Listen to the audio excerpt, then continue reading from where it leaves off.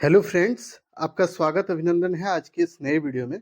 आज के वीडियो में हम लोग जो बातचीत करने वाले हैं मुंगेर यूनिवर्सिटी से रिलेटेड। देखिए, मुंगेर यूनिवर्सिटी में बहुत से बच्चे इच्छुक होंगे जो एमए या एमएससी या एमकॉम कुछ भी करना चाहते हो।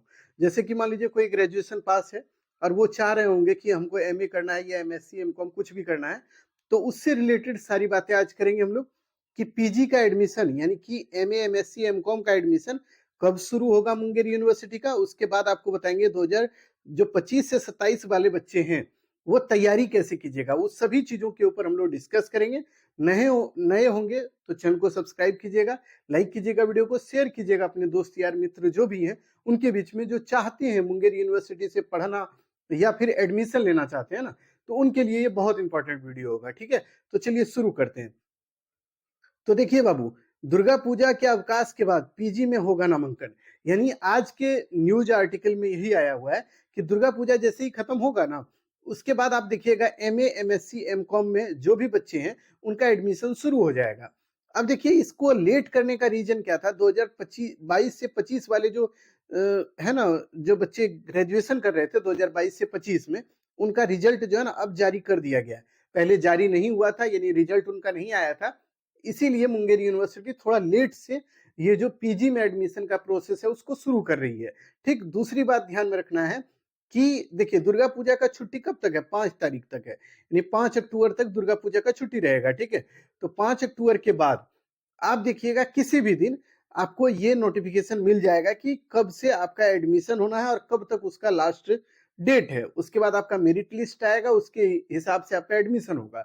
अब देखिए, एक बात और कर लेते हैं कि जो बच्चे अभी एडमिशन लेना चाहते हैं उनके लिए क्या क्या जरूरी है। तो जरूरी चीजें आप बनवा के रखिएगा, ठीक है, अभी से। वो क्या है? तो पहले 10th का आपको मार्कशीट और सर्टिफिकेट। मार्कशीट और सर्टिफिकेट नहीं है तो कोई दिक्कत नहीं है, लेकिन मार्कशीट चाहिए। 12th का भी मार्कशीट चाहिए। ठीक है, 12th 10th का मार्कशीट चाहिए। उसके बाद ग्रेजुएशन का भी मार्कशीट आपको चाहिए। ठीक है, ग्रेजुएशन का भी मार्कशीट आपको चाहिए ही चाहिए, क्योंकि वहीं से नंबर आपका दिखेगा। या नहीं तो जिनको मार्कशीट नहीं मिला होगा, जिनको ऑनलाइन जो आप अपना मार्कशीट ये एक तरह से डाउनलोड किए होंगे उसका यूज कर सकते हैं। ठीक है, तो ग्रेजुएशन का मार्कशीट या नंबर कितना आया नहीं आया है वो आपको चाहिए, देना होगा वहां। आप अगर कोई रिजर्व कैटेगरी से आते हैं, जाति आपकी जो है वो अगर किसी रिजर्व कैटेगरी से आपकी है, जैसे कोई मान लीजिए एससी है, कोई एसटी है, कोई ओबीसी है, या फिर कोई ईडब्ल्यूएस है, तो ये सब अगर आप जाति से आते हैं तो आपको जाति सर्टिफिकेट भी चाहिए। ठीक है, कास्ट सर्टिफिकेट भी चाहिए, रेसिडेंशियल भी चाहिए। ये सब भी आप बनवा के रखिए। ठीक, तो आप जरूर एडमिशन ले लीजिए और उसके बाद एक आपको आधार कार्ड और 2-3 फोटो आप रखिएगा। उसके बिहार पर आपका जो है फॉर्म भरा जाएगा, उसके बिहार पर आपका मेरिट लिस्ट आएगा और मेरिट लिस्ट के ही हिसाब से आपका एडमिशन होगा। ठीक, तो आप जरूर इन चीजों को तैयार रखिएगा बच्चों।